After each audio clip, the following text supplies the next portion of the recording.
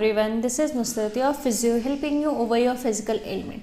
So आज हम बात करेंगे एपिलेप्सी यानी कि मिर्गी यानी कि दौरों के बारे में। जैसा कि आपने मेरे पिछले वीडियो में एक लेक्चर सुना था जिसमें मैंने आपको मिर्गी के बारे में जानकारी दी थी कि मिर्गी क्या होती है, उसको किस तरीके से हमें डील करना चाहिए अगर किसी बच्चे में मिर्गी हो, और अगर दौरा अचानक से पड़ जाए तो हमें फर्स्टली उसको फर्स्ट एड क्या देना चाहिए, कौन कौन सी चीज़ों को करना चाहिए और कौन कौन से ऐसी मिथ हैं जिनको हमें नहीं करना चाहिए।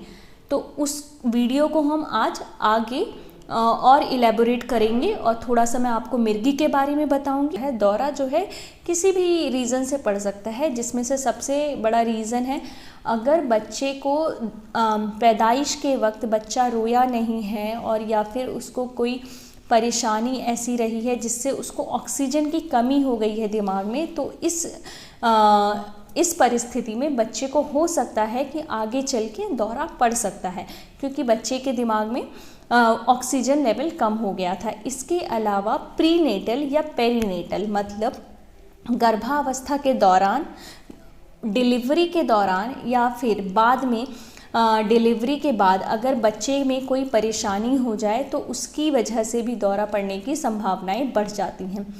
थर्डली, अगर माँ जो है गर्भावस्था में कोई गलत दवाई ले लेती है तो उस दौरान भी बच्चे के डेवलपमेंट में परेशानी होती है और आगे चल के जब बच्चा पैदा होता है तो हो सकता है कि उसको दौरा पड़ सकता है। इसके अलावा तेज़ बुखार का आना, जब बच्चे को बहुत तेज़ बुखार आता है तब भी बच्चे को दौरे पड़ने की संभावना बढ़ जाती है। इसीलिए कहा जाता है कि जब भी बहुत तेज़ बुखार हो, जिसको हम कहते हैं कि बच्चे के दिमाग पे बुखार चढ़ रहा है, तो हमें उसको मॉनिटर करना चाहिए। जो बुखार है 100-102 से ऊपर नहीं जाना चाहिए, उसको हमें तुरंत अपने डॉक्टर से जाके विज़िट करना चाहिए और लेकर जाना चाहिए। बच्चों में जो बुखार है वो बहुत ही हानिकारक प्रभाव उसके दिमाग पे डालता है, क्योंकि बच्चे जो हैं वो शुरुआती दिनों में अपने शुरुआती विकास वाले टाइम में होते हैं, उनके दिमाग का, उनके शरीर का विकास होता है। तो शुरू के जो 5 साल होते हैं वो बच्चे के लिए बहुत ही महत्वपूर्ण होते हैं।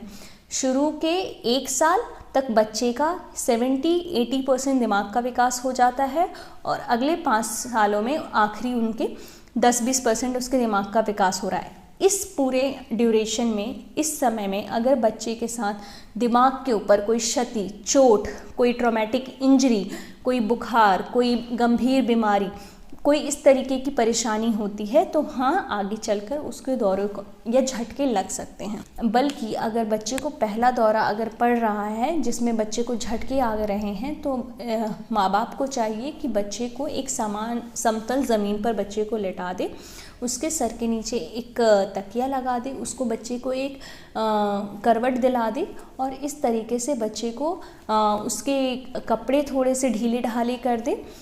उसके हाथ पैरों को पकड़ने की ज़रूरत नहीं है, जकड़ने की ज़रूरत नहीं है।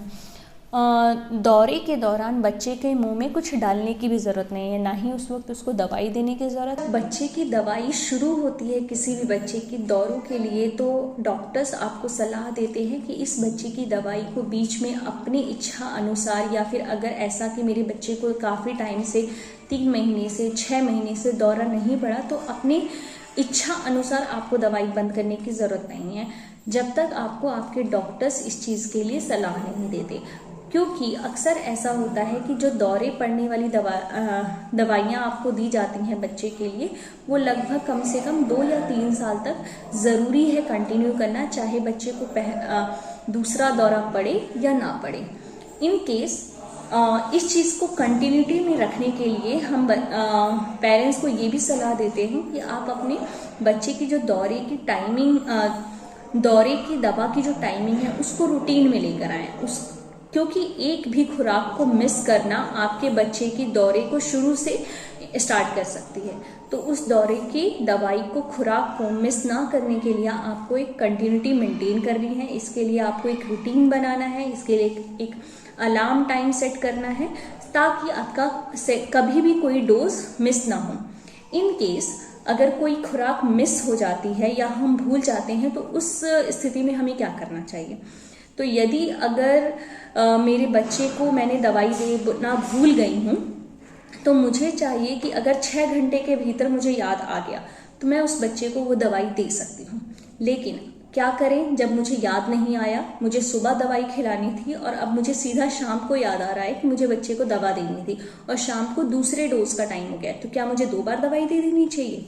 बिल्कुल नहीं, बिल्कुल बिल्कुल बिल्कुल नहीं, क्योंकि आपने पहली दवाई मिस कर दी है। अब आप उसको भूल जाइए और सेकेंड डोज सिर्फ एक सिंगल डोज देंगे, ठीक है।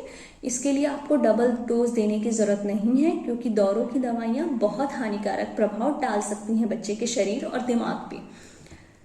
तो ये हुई आपके दौरों की खुराक के बारे में। जिन बच्चों में दौरा पड़ता है उन बच्चों को हमें काफ़ी सारी चीज़ों से बचा के भी रखना चाहिए, जैसे कि बहुत तेज़ आवाज़ से, क्योंकि बहुत तेज़ आवाज़ होगा तो बच्चे को झटका लगने की संभावना बढ़ जाती है। जो बहुत तेज़ बजने वाले झुनझुने या रैटल्स होते हैं हमें उससे भी बचा के रखना चाहिए। तो इसके लिए हमें बच्चे को क्या देना चाहिए?